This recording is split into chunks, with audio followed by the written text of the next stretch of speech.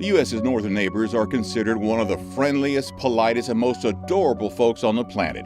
There's only one stereotypical thing about the Great White North, and that's their good mannerism that comes with complimentary maple syrup, an electric game of ice hockey, and beautiful sceneries with, oh my God, that moose is built like a truck. It may come as a shock to you, but that moose, as intimidating as he is, isn't the creepiest thing about the most welcoming country in the world. Welcome to Nutty History. Today we are exploring the creepy, crawly secrets of the land of the midnight sun.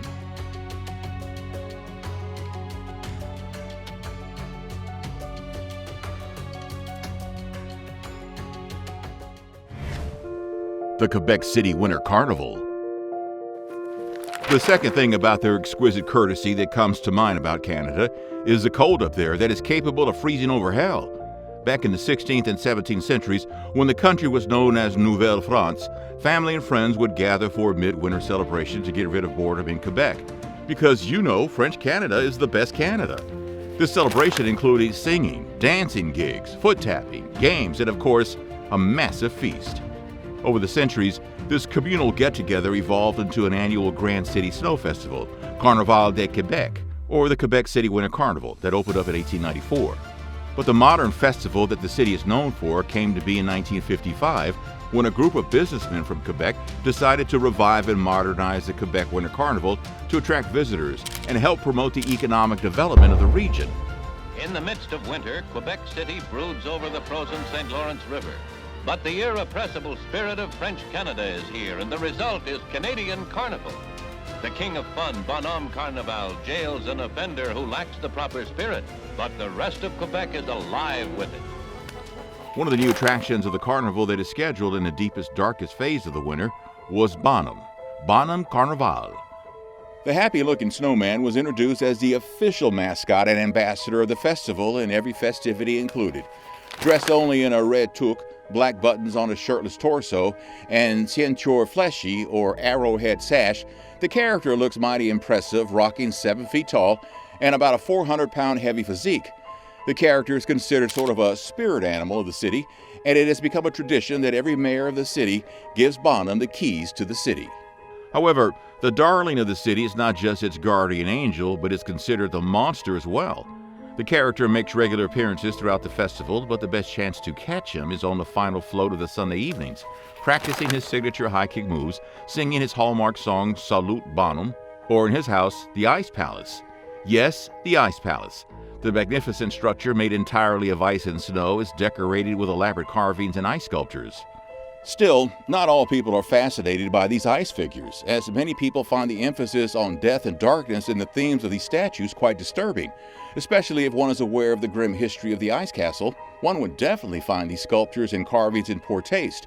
In 1955, the year Carnival made its return as Quebec's show-stopping event, there was a horrible accident as the very first ice castle collapsed and injured several people and took the life of an unfortunate soul. Even though the ice castle, just like the famous Ice Hotel of Quebec, melts every year and is built again with a new design, people believe that the castle is cursed and demands blood. The legend further extends the responsibility of fulfilling this insatiable thirst of the castle to its lone resident, Bonhomme Carnival. People believe that Bonhomme comes alive on the last night of the festival and stalks the streets of Quebec City just like the giant marshmallow man in the beloved but creepy original Ghostbusters movie. The character may look friendly, but just stare at that perpetual smile for a while and tell us if it doesn't unsettle you.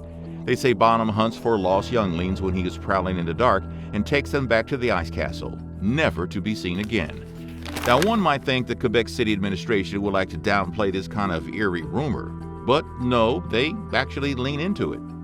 The full access pass of the Winter Festival comes in the shape of a pendant, with an effigy of Bonhomme hanging from one end. The effigy costs 15 Canadian dollars and rocks the same disturbing grin in its iconic red toque. The parade that features the actual Bonhomme in the last float alongside marching bands and other performers also includes a plethora of macabre themes and people dressed as ghosts and evil mythical creatures. And clearly, it seems they know what they're doing, because the carnival turns out to be a success every year. The return of the mummers. Every year, the town of St. John's in Newfoundland, Canada becomes otherworldly and unrecognizable as misshapen masked figures flood the streets as if it's one big scene from a Tim Burton movie. These creatures, disguised in gruesome outfits, lacy veils, giant animal heads, or obscured with ghosts like pillowcases, are called Newfoundland's mummers. A long-lasting tradition with its roots in Europe, but also unique to the Canadian island, is a revival of a creepy tradition that was banned centuries ago. Thousands of people participate in the Mummers Parade every year, wrapped in quilts, wearing oversized jackets, and brandishing their undergarments over their equally ridiculous outfits. The exact origins of the word mummer have been lost in the maze of history, but it is possible that they likely had to do with masks or the act of disguise. In England, mummers would dress up and perform Christmas-time plays. The most famous of them all was the story of St. George and the Dragon, which featured themes of winter and rebirth.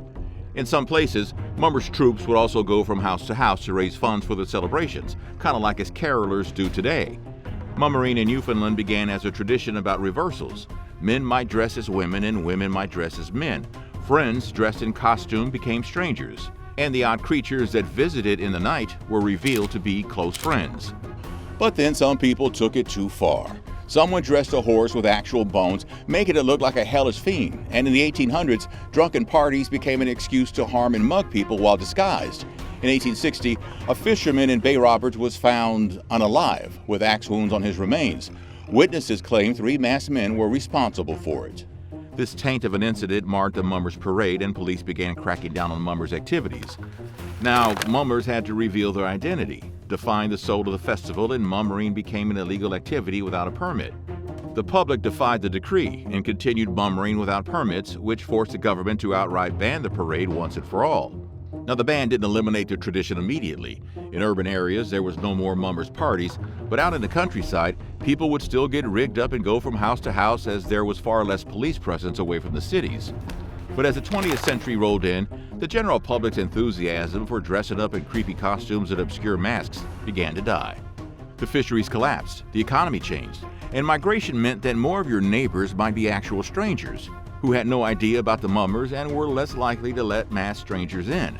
The mummeries of mummers were fading away. Sorry, it was a pun begging to be made. It took over 100 years for mummers to resurrect, and on a December afternoon in 2009, a gym in St. John's saw hundreds of people converging on their elaborate, weird, and creepy costumes, and the old festival came alive once more thanks to the efforts of the local Memorial University's folklore department. The plight of the Japanese. When Pearl Harbor was hit in December 1941, it came as a shocker for not just the U.S., but the entire West. Despite 2 decades of tension boiling between the U.S. and Japan, nobody was expecting a direct attack.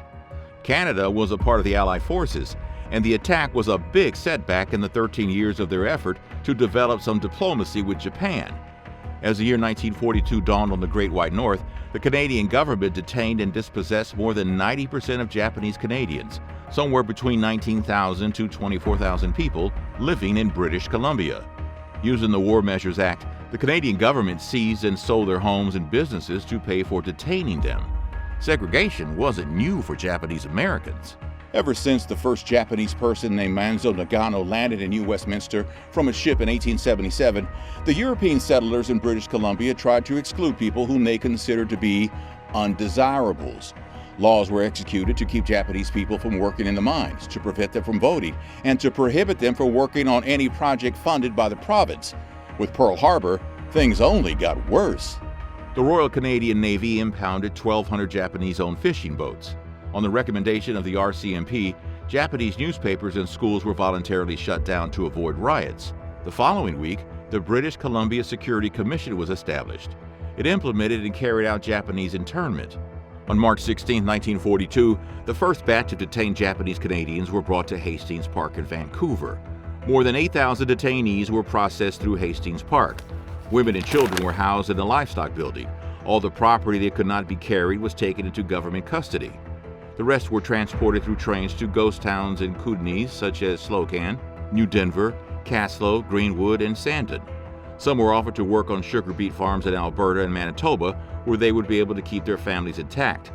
Though these camps were not as bad as certain other infamous camps of the Second World War, the conditions were overcrowded and contagious. In 1946, nearly 4,000 former internees chose to leave Canada for bombed-out Japan. About 2,000 were aging first-generation immigrants, and 1,300 were kids under 16. The last controls on Japanese Canadians were not lifted until 1948, and they were granted the right to vote, opening the Canadian society to them. Exume Dinner, anyone? A tradition that Northern Canadians borrowed from Greenland but adopted as their own. Instead of having turkey like the rest of the world for Christmas, the Inuits of Canada have a particular bird called auk instead. Now you may be thinking, well, okay, so they have a different bird. What's the big deal? Maybe auk is more easily accessible than a turkey so far north. I mean, what makes it creepy? Well, as they say, there's always a method to the madness. The method of eating an auk is madness. About 400 to 500 dead auks are used as the main ingredient for the Christmas special called kiviak. Oh yeah, and also a seal. These hundreds of birds are stuffed into the dead seal, but instead of going into the oven, the Canadians put the seal under a rock for 3 months to let it ferment. It is also necessary to seal the seal tightly before burying it to make sure the birds are fermented properly.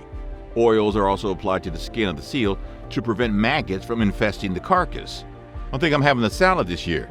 After they unearth the seal during Christmas for the special holiday dinner, the Inuits eat the tiny fermented seabirds whole. Feather, beak, claws, I mean everything. It may sound stomach-wrenching, but the dish has been the cornerstone of their culture and has played an important role in the formation of communities up north. Thanks for watching Nutty History, and please do share, like, subscribe, and comment if you enjoyed the video and would like to watch more.